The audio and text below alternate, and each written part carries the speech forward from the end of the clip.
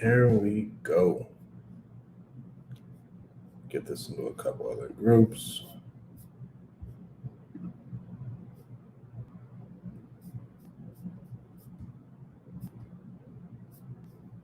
One minute, guys. I wonder why it's not popping up.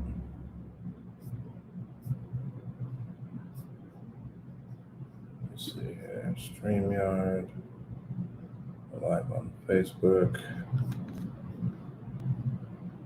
There we go. So today, guys, we're going to be going over how to run comps with PropStream. I started off doing all this off of Zillow and Property Radar, and now I've just switched over to PropStream to make it a little bit easier. PropStream has better data accessibility. That makes things a lot easier. Lots easier. So what I like to do, I'm going to share my screen real quick. Let me just share this into a couple other groups so we can get things going.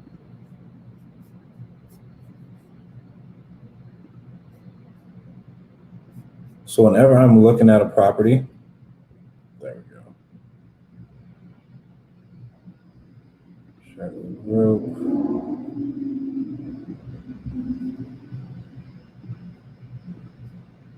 Last one.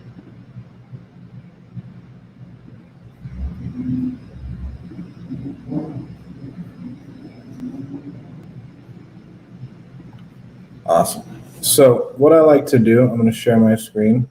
Whenever I'm looking at a property, what's going on, Butts and Ali? So what I like to do, sharing your screen is easier too much. Sharing your screen is best on good computer share.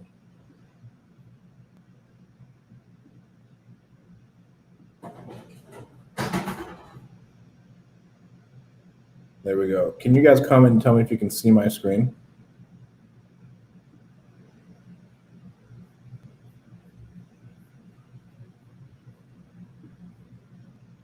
Anybody? Mike, can you see it?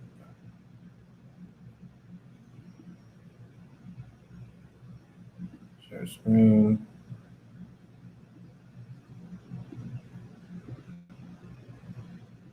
There we go. So here's the screen. So this is a house me and my partner Kyle are buying right now down in Bakersfield. And so if you look at it, 1721 DeWolf Street. So all I do, just to start off, this is how I break down every property that comes in. I'll go in. This is what PropStream looks like. I'll go in right here, throw in the address. Awesome. Okay, you guys see it. So I'll throw in the address right there. It'll pull up. Right here, I want to hit details. That'll take me to the whole property, right? And so this is going to give me a look at the inside of what's going on with this property. So they bought it for 15 grand back in 1997. We're buying this property subject to, so it's not exactly what we do for a cash or wholesale deal, but we can still see what we'd want to offer them if it was wholesale. Estimated value is 157. According to whatever this says, last year it says it's about 131. So what I'm going to do, I'm going to go into here, into comparables, and I want to hit both. I want to see what's sold on the public record and MLS. Sometimes there's ones that are on public record that didn't go through the MLS. Sometimes there's one in the MLS that didn't go through public record or whatever. So I like to use both. And I only like going back 6 months. So I'd started December 17th. Oops.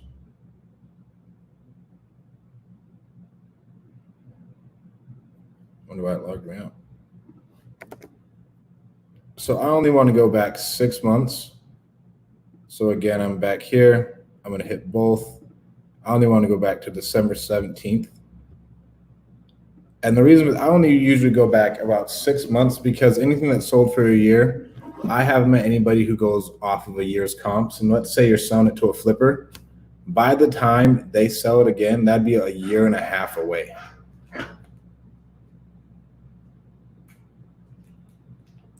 So with that being said, I don't ever, so here's where my property is, right here on this blue one. And then we have Dr. Martin Luther King Boulevard right here. And so this is all the properties we have to pull off of. And whenever I'm running comps, you see how this one, like whatever, number 2 is a restaurant. So I'm going to go into here and I'm going to go to property type and I'm going to click single family. I only want single families. And then I only want to go about 200 square feet above or below what I'm looking at. So if it's 1100, 17, 1340, 1890, that's awesome for me. I don't really care. There's a little bit room for error right there. And so it's not a big deal to me. And then the next thing I'm looking at is we have obviously lot size. Like this one has a much bigger lot. Looks like our lot is the smallest out of all of these. And then I want to look at year built. So one mistake I did make on a house, I remember I was trying to get Matt to sell it. And I was like, hey, Matt, I got a house. It looks good. And then he's like, Strat, this house was built in 1940. All the other houses that are selling over there were built in 1970. So there's just a lot more work that's going to go into these older homes. So this one was built in 1958. This one sold at 109 for 10. It was built in 1986, 1946, and then these 2002s. Those probably aren't really good comps for us to use. And so right now, what I'm going to do, I never want to use these low numbers down here, right? So I got one for like 57,000. I could use that as a cash comp of what people are buying stuff at, but I wouldn't use it as just a comp to see, okay, where's my property going to be at? So we're going to get rid of number 2. And then I'm not going to use number 7 because this is a main street. So odds are this is a completely different type of neighborhood and different type of development. Different tracks are built in a different time, different houses. And so you want to avoid that. And then I'm not, even if there were a lot of houses over here, I don't want to use number 5 either. Because I don't want to cross right here. This is a train track. And I don't want to cross the train tracks. All right, so 5 and 6 we can take out. We took out 7. We have number 3. When was number 3 built? Number 3 was still built in 2002, and we can look at it right here. So we're okay. What's going on with this house that was built in 2002? Okay, this looks like about market of what a flipper could do. I'd call this just an original, and it sold, but it's a 3.2, and our house is a 3.1. I want to look at as close to a comparable home as possible. So even that one doesn't work. So it makes it really hard. So we're at 159. We don't want to include 3 and 4.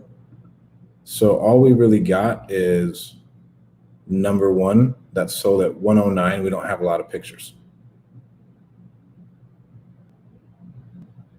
Wait for this to pull up.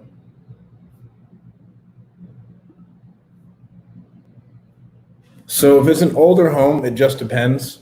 On average, if it's like a regular house, I'm only going to put like $20 a square foot. As it gets older, so say I'm looking at something in the Tower District, I know it's going to be at least $25 a square foot because it's an old house. You have a bunch of different stuff going on in there. So, but I guarantee you we have knob and tube wiring that we're going to need to replace. And then we're going to have to replace the plumbing and everything else. So we know we can just anticipate all of that. So right here, I mean, this one's hard. It's a good thing I didn't really look at it. I know it's worth probably 130 in the area. We only have 1 comp. And so at this point, I'd go back, like, okay, let's go back 4 more months and see what we get. So number 5, MLS sold, it's a 3.2. That one was built in 2004. So that one still doesn't work. So we would go back a little bit more.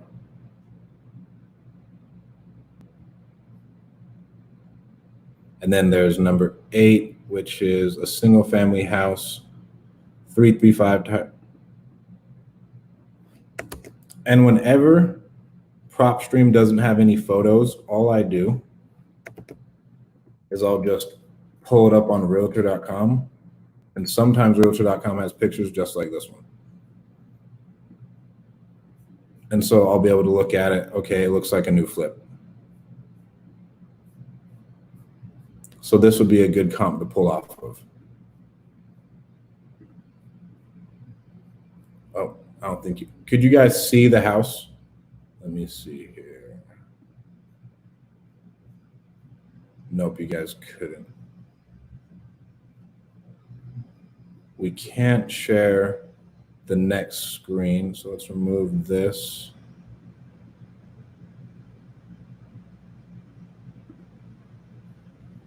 So if you pull up this house while you're watching, I pulled up this one, 335 Tyree Tolver Street, and it looks like a brand new flip.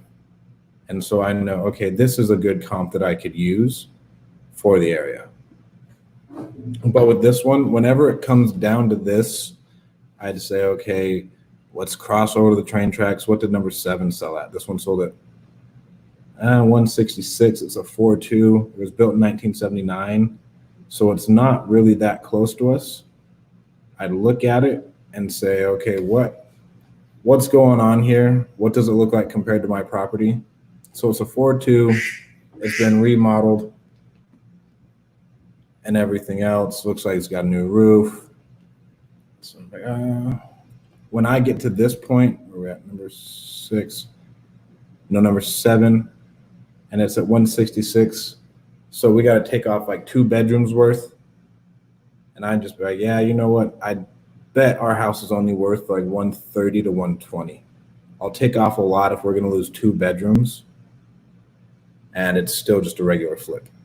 So that's how I'd evaluate that one. And it gets a little bit hard when there's no comps around. And that's sometimes we're just going to run into when you're evaluating properties. But let's say I call the ARV 130. So I do 2 things when I'm doing this. We use our Podio. Oops. We use our Podio to evaluate the property. And then we use just this basic deal analyzer that helps us see the spread of the property. So let's stop the screen, share screen, application window. So right now we're going to go to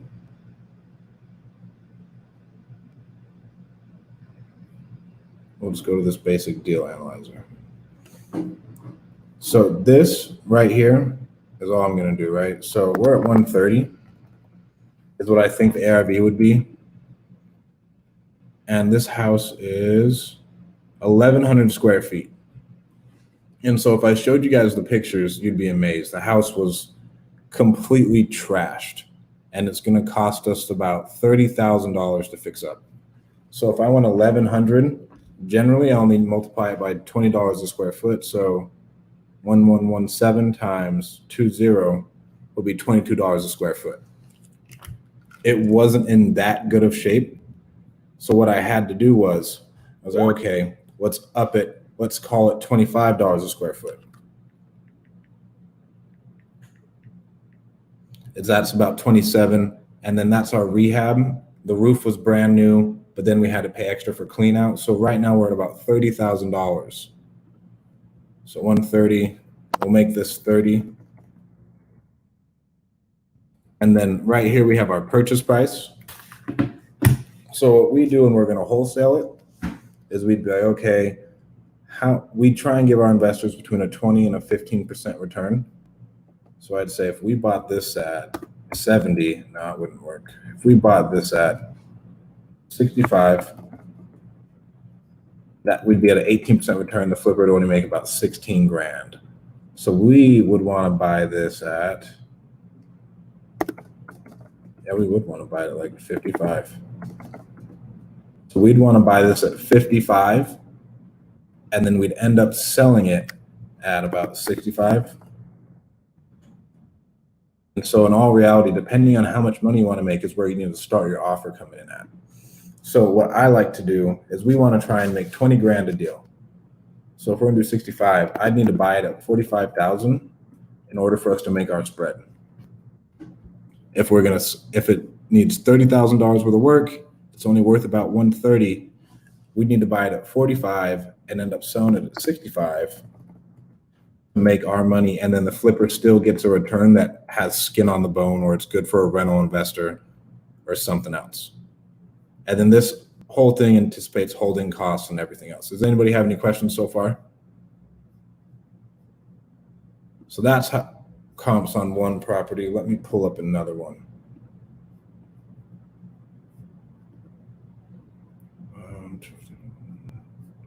So we just sold this little dinky one in Bakersfield. Another one.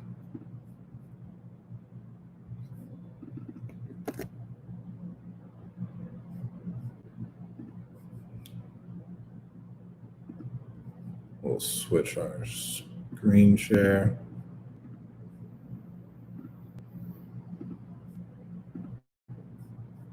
So this one's 431 Ray Street. Right, and so, okay, we can look at this. It's a 2-1, 926 square feet. I'm gonna do the same exact thing. Okay, they bought it for cash. They bought it for 50 grand. Comps and nearby listings. Again, I wanna go to both. And then I'm gonna make sure I go 6 months. So I'm gonna go to December 17th. How big is this? 926.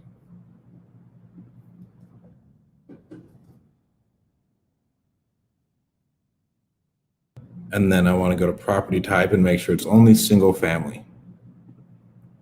All right, so I have a good little amount of comps right in here. And so as I'm doing this, one thing you have to be wary of is, so this McCary Street, it might be, this area over here might be a completely different neighborhood than this area. And so initially I'm going to try and stick in this little box right here. So all I do is I'd go like this.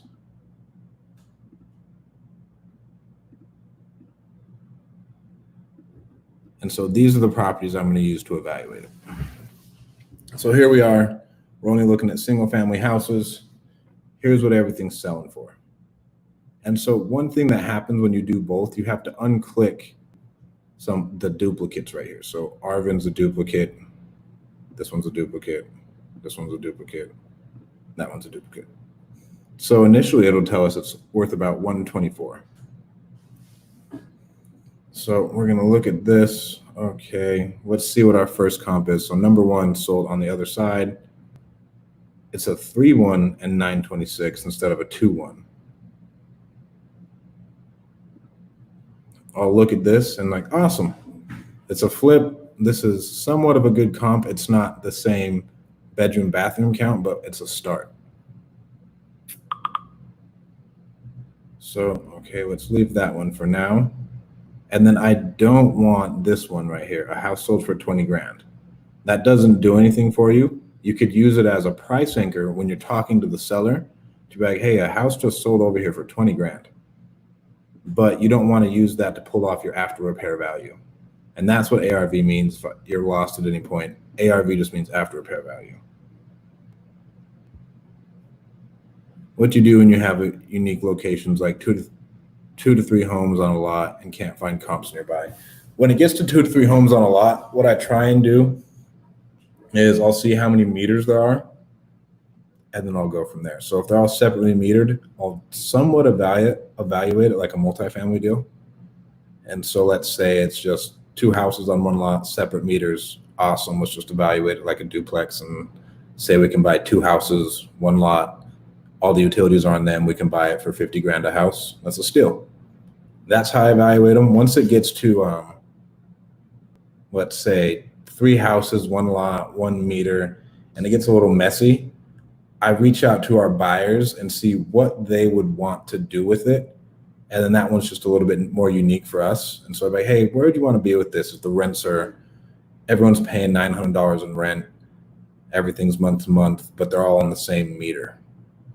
And then we'd go from there. And I I still evaluate it as like a multifamily standpoint to where I wouldn't want to pay more than $65,000 or $70,000 a door in that regard. So now we're going to go right back into here. So we got 1, 3, 4, 6, 8, and 10. So here's a 2-1. So this one's a 2-1, 121 Arvin Street. Well, 226. And this one's pretty basic. So it's not beaten down, but it looks like a really solid rental. And it's sold at $121,000. It's a 2-1, 928. Like it's the same exact house. It was built a year after us. So, okay, that's a really good comp. It's not flipped, but it lets us know that's a really good comp. Here's a 3-1 that sold for $155. That was built a little bit after it. So if we pull this up, and this is all I'm doing is I'm looking at stuff and seeing what it's selling at and seeing the quality of it. So this is a really nice flip. So I know, okay, I can pull this. All right, we're at a 3-1, brand new. And what did it sell at? $155. That looks like a good deal. And then we have another one, a 2-1, number 8 that sold on Douglas Street for $140. It sold on 410. And this one's again like another, it's a nice original. It's not flipped or anything, but it's still a really good house. So this one could be a solid comp.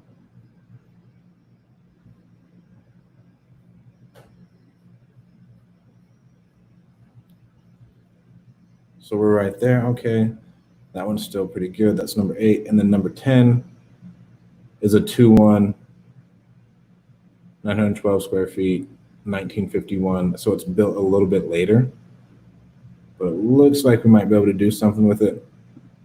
Let's see here. Again, it's not a nice original, but it's all original. Back patio, everything else, 2-1. And another thing to take in consideration that we didn't on this one is it doesn't have a garage. And so that'll drop the value a little bit if your other comps that do sell do have a garage. So if I drop this 3-1 right here and I pull off of this one, so I pull off of these 3 comps, I have an average sale price of about $135,000. And so that's what I'd start off at. So I have $135,000 right here. So we'll go back. We're just gonna go back to our other screen.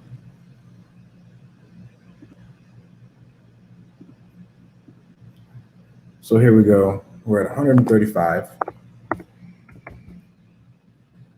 And this one really did take about the same amount. I'd say it took about $25,000.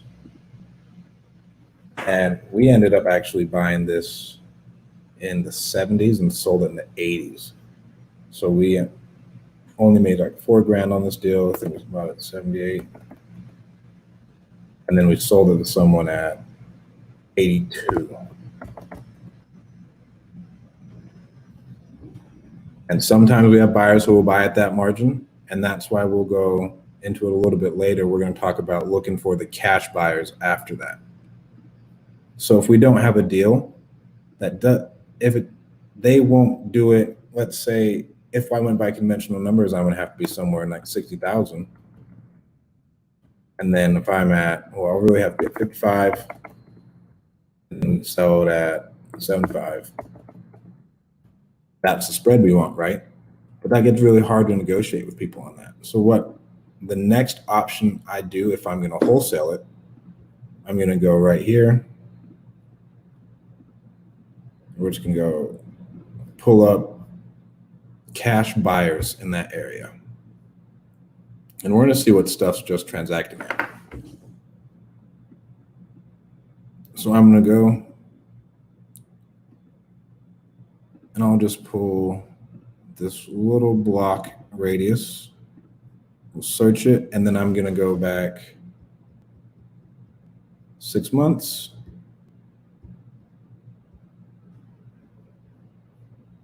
Okay, nobody's bought anything in the last 6 months.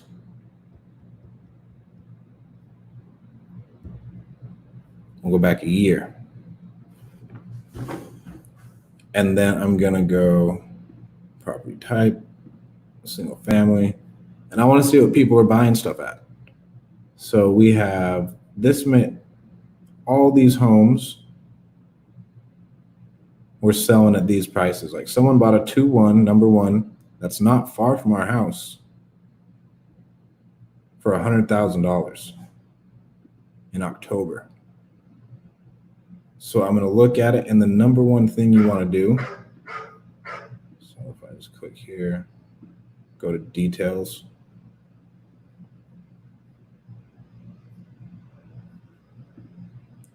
Let me show you my screen. So we're going to go to details, and I'm going to show you guys what we do to find some of our buyers.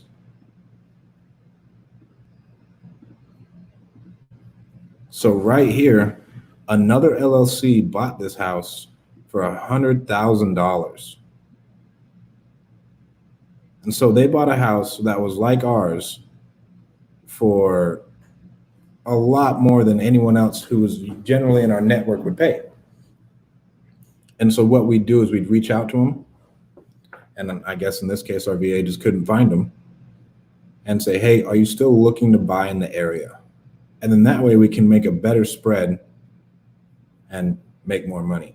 And so that's another way you can sell the properties. You want to see what other investors are buying stuff at, because if other investors are buying stuff at a completely different price, then your life is so much easier. And then you can offload stuff at prices that don't make sense. You don't have to lowball people for some insane price. So now we'll go back to PropStream. So that's one of them. Like that one, this one right here, an LLC bought this for cash in October. And they did something with it, and so they probably thought it was either a good rental or they wanted to flip it. And then what are these other ones? So we have a 1-1 that sold for 70, and that makes it really hard. And that one looks beaten down. What's this? A 3-1 that sold for 125. And I want to see if these are investor type properties. So this one looks, we don't know what the inside of it looks like, but it looks like a basic rental. 139. This one looks like a nicer original. So maybe just a regular homeowner came in and bought this with cash. Nope. So this one's non-owner occupied. So some landlord came in and bought it with cash and thought it was a good investment for him. Of course, Mark. Of course, Sherry. And so that's how I like to run my comps on the properties. And so we can see, okay, this is what investors are paying for it cash-wise. And then I'll still go to comparables. And again, I'm just like, okay, hey, what are these other properties selling at? So we have our ARV-wise, and we have our, what's it called? Our cash buyer-wise. And one thing that I really like to do is build a relationship with my buyers. Obviously, I'm not some massively scaled company, but talk to them about like what they'd want to buy stuff at in certain areas. And that way I can know before I even lock it up. I have some people like, hey, we're about to go buy this house right here. What would you want to be at? And they'll tell us, and then we just back out from there, and then they can get the deal first right of refusal. And that's another easy way to just get business done. You can feel confident when you want to go lock up the deal. Does anybody else have any questions about how to run the comps?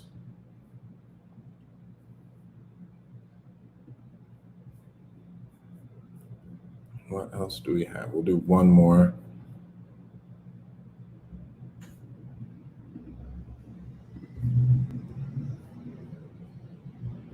Let's see if this one. So this is a deal that we sold to our buddy Matt Niswander that came from a referral.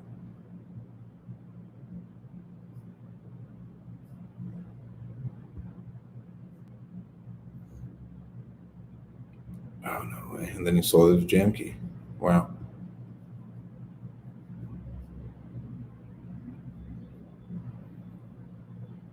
And so this is the house when we sold it the way it was.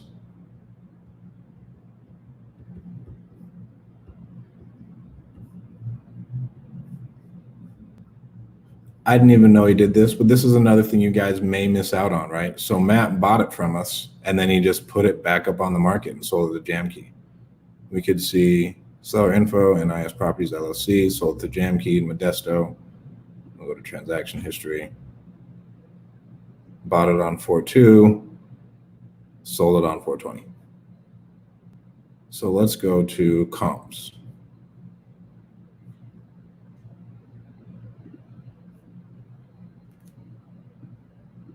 This one's, again, these ones are really hard when you got not a lot of comps around here. So I'm going to go back 6 months.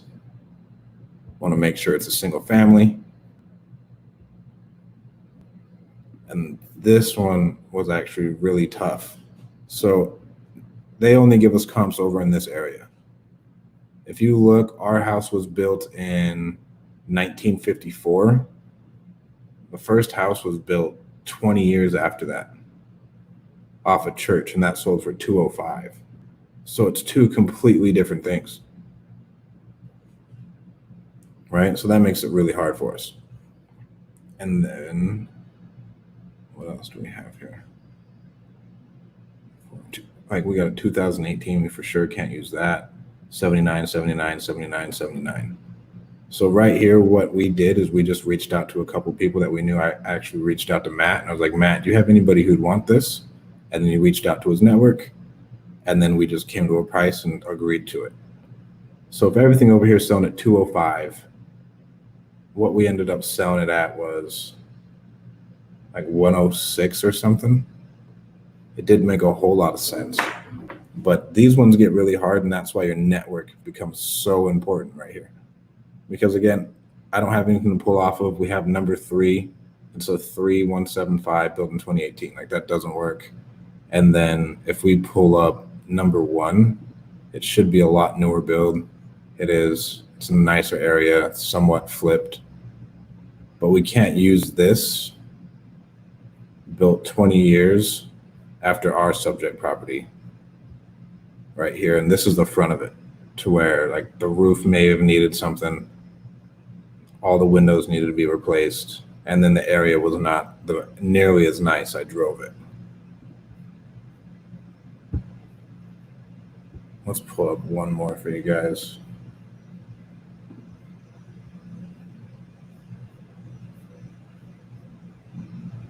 Let's see if this Pinedale one will give us really any comps.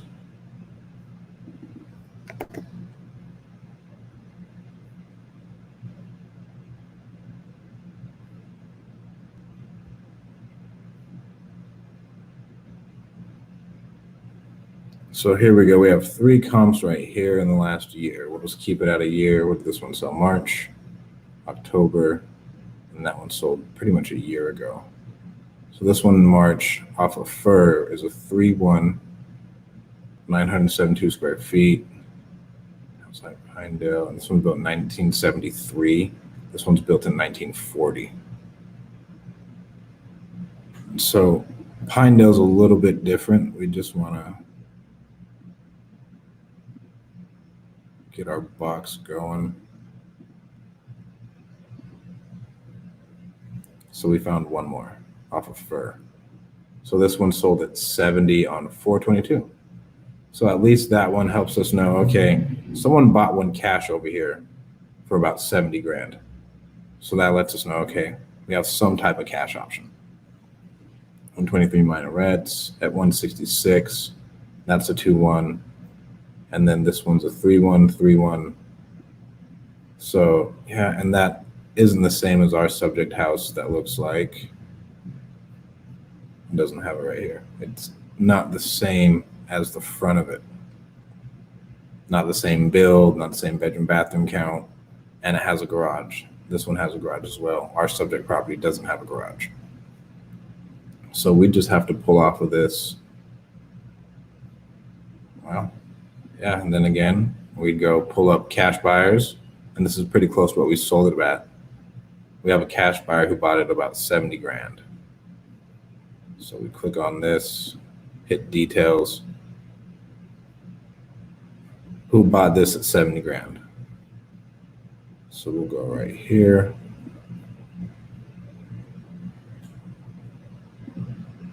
Matt Garabedian is who, my friend who helped us out with the one on the east side, whichever one that is. So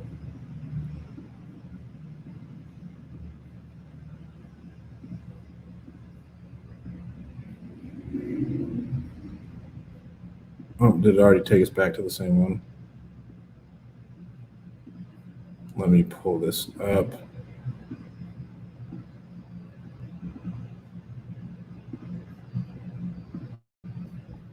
So right here, this one on Fur, Legacy Terra LLC. They bought it for 70 grand on April 22nd.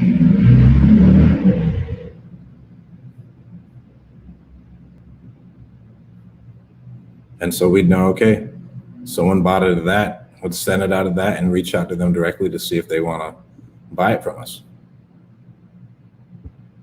Anybody else got any questions? That's about all I got comps wise.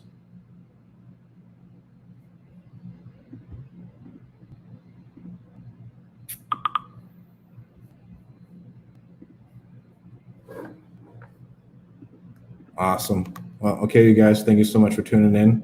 I hope this helps you guys out. If you guys have any questions, feel free to reach out to me in our Facebook group. If you guys are looking for cold callers or call centers, kind of on backlog right now because we have so many clients, but feel free to reach out to us and go to our website at callmagicians.com to see if we can work together.